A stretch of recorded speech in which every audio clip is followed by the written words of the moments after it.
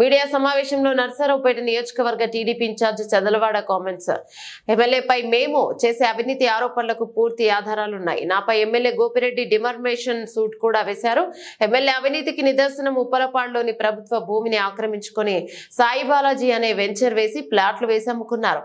దీనిపై ఆధారాలు చూపించడానికి మేము సిద్ధంగా ఉన్నాం. ఎన్ఎస్పి కాలువ 6017 ఎకరాలు, డొంక దారి 3.50 ఎకరాలు, కుంట భూమి 0.28 ఎకరాలు, మిగులు భూమి 14.66 ఎకరాలు, కుమ్మరి వడ్రంగి ఈనం భూములు 16.47 ఎకరాలు, చంద్రమౌళేశ్వరి దేవస్థానం భూమి 4.72 ఎకరాలు, ఇలా మొత్తం 44.78 ఎకరాలు ఆక్రమించారు. ఒక తెలుగువాడిగా, ఒక ప్రతిభావంతుడిగా,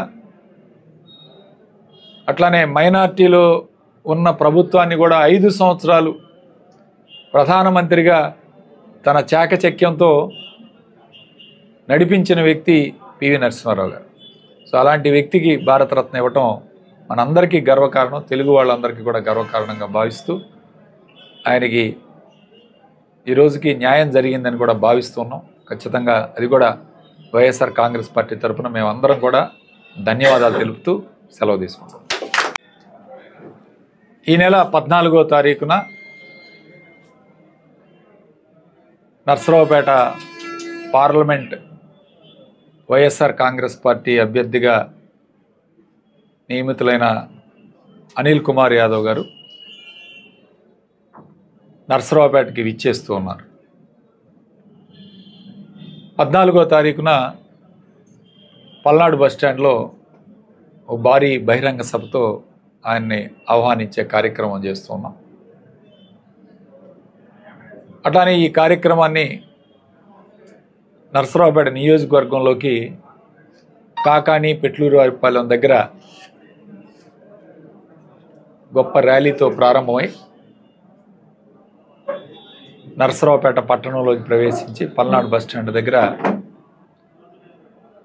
భారీ బహిరంగ సభ ఏర్పాటు చేయడం జరుగుతోంది. ఈ కార్యక్రమానికి నర్సరావుపేట పార్లమెంటు పరిధిలోని 7 నియోజకవర్గాలకు సంబంధించిన 6 ఎమ్మెల్యేలు, చిలకలూరుపేట ఇన్ఛార్జి 7 కూడా కలిసి ఈ కార్యక్రమాన్ని పెద్ద ఎత్తున నిర్వహించడానికి ఏర్పాట్లు చేస్తూ ఉన్నాం.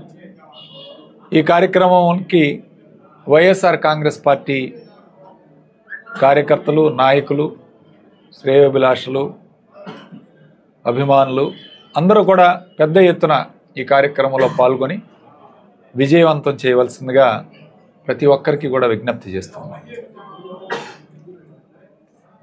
మొట్టమొదటిసారి నర్సరావుపేట పార్లమెంట్ ఒక బీసీ అభ్యర్థికి కేటాయించడం, అందులో అనిల్ కుమార్ యాదవ్ గారికి వ్యక్తిగతంగా కూడా చాలామంది అభిమానులు రాష్ట్ర వ్యాప్తంగా ఉండటం కూడా చాలా గొప్ప విషయం. మంచి మనిషి, యువకుడు, ఉత్సాహవంతుడు, జగన్మోహన్ రెడ్డి గారి వీరాభిమాని. ఖచ్చితంగా ఈ పార్లమెంటుకు రావటం చాలా సంతోషంగా ఉంది మా అందరికీ. ముఖ్యంగా ఈ పార్లమెంటుకు ఒక చరిత్ర ఉంది. గతంలో 3 ముఖ్యమంత్రులుగా కూడా ఇక్కడి నుంచి ఎన్నుకోబడటం జరిగింది. శ్రీ కాసు బ్రహ్మానంద రెడ్డి గారు, మేకపాటి నేదురుమల్లి జనార్దన్ రెడ్డి గారు, అదేవిధంగా కొనిజేటి రోసయ్య గారు, 3 కూడా ఈ రాష్ట్రానికి ముఖ్యమంత్రులుగా చేశారు. నెల్లూరు వాసులు 2 కూడా గతంలో మేకపాటి రాజమోహన్ రెడ్డి గారు, అదేవిధంగా నేదురుమల్లి జనార్దన్ రెడ్డి గారు 2 కూడా ఈ పార్లమెంట్ నుంచి గెలుపొందడం కూడా జరిగింది. సో ఖచ్చితంగా మరొకసారి నెల్లూరు వాసి అనిల్ కుమార్ యాదవ్కి ఘనంగా స్వాగతం పలుకుదాం. ఆయన గెలిపించుకుందాం. కష్టపడి పనిచేసి వైఎస్ఆర్ కాంగ్రెస్ పార్టీ పార్లమెంటు స్థానం కైవసం చేసుకోవడానికి అందరం కూడా కష్టపడాలి. ముఖ్యంగా ఈరోజు బీసీ, ఎస్సీ, ఎస్టీ, మైనార్టీలందరూ కూడా పెద్ద ఎత్తున జగన్మోహన్ రెడ్డి గారు ఏదైతే నిర్ణయం తీసుకున్నారో, ఒక సాహసోపేత నిర్ణయం, ఆ నిర్ణయాన్ని మనం అందరం కూడా సరైన నిర్ణయాన్ని ప్రజల్లోకి తీసుకువెళ్ళి గెలిపించితేనే మనందరికీ కూడా మేలు జరిగే కార్యక్రమం ఉంటుంది. కాబట్టి తప్పకుండా అందరం కూడా 14వ తారీఖున సాయంత్రం 4 గంటలకి పల్నాడు బస్టాండ్లో భారీ బహిరంగ సభకి అందరూ కూడా హాజరు కావాల్సిందిగా విజ్ఞప్తి చేస్తున్నాం. అట్లానే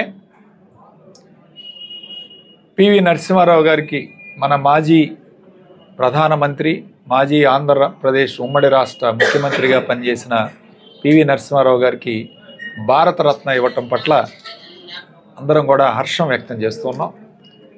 ఎందుకంటే ఈ యొక్క ఆర్థిక సంస్కరణలు ఏదైతే భారతదేశంలో ప్రారంభమయ్యాయో ఆయన హయాంలోనే మన్మోహన్ సింగ్ గారిని ఆర్థిక శాఖ మంత్రిగా తీసుకురావటం, ఇవాళ